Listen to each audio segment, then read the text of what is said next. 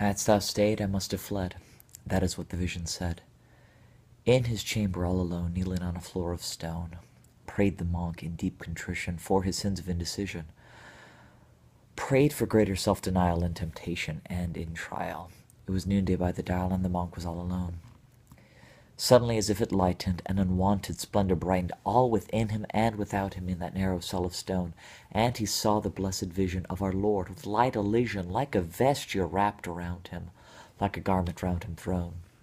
Not as crucified and slain, not in agonies of pain, not with bleeding hands and feet did the monk his master see, but as in the village street, in the house or harvest field, halt and lame and blind he healed, when he walked in Galilee. In an attitude imploring, hands upon his bosom crossed, wondering, worshipping, adoring, knelt the monk in rapture lost.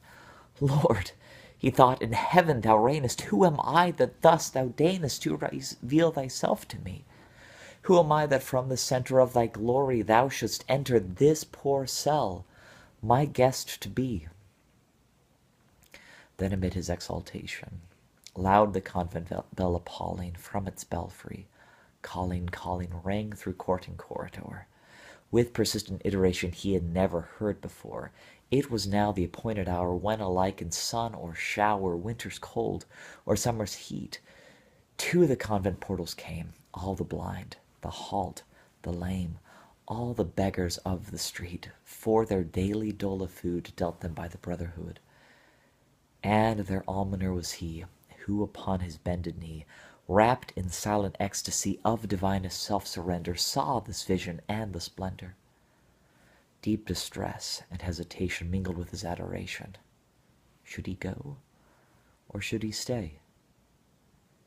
Should he leave the poor to wait hungry at the convent gate, till the vision passed away? Should he slight his radiant guest, slight this visitant celestial, for a crowd of ragged, bestial beggars at the convent gate?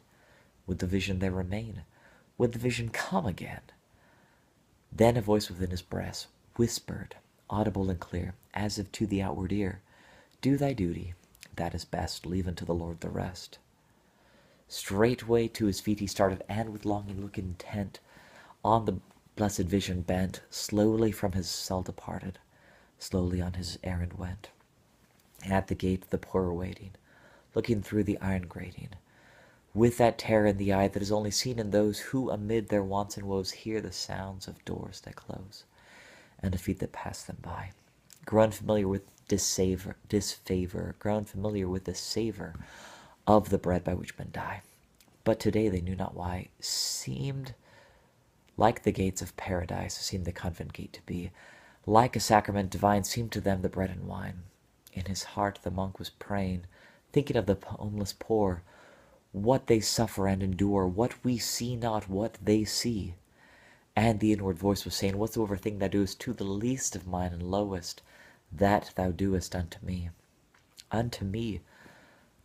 But had the vision come to him in beggar's clothing, come a mendicant imploring, would he then have knelt adoring, or have listened with derision, and have turned away with loathing? Thus his conscience put the question, full of troublesome suggestion, as at length with hurried pace towards the cell he turned his face, and beheld the convent bright, lit by supernatural light, like a luminous cloud expanding over floor and wall and ceiling. So he paused with awestruck feeling at the threshold of his door, for the vision still was standing as he left it there before, when the convent bell appalling, from its belfry calling, summoned him to feed the poor. Through the long hour intervening it had awaited his return, and he felt his bosom burn, comprehending all the meaning, when the blessed vision said, hadst thou stayed, I must have fled.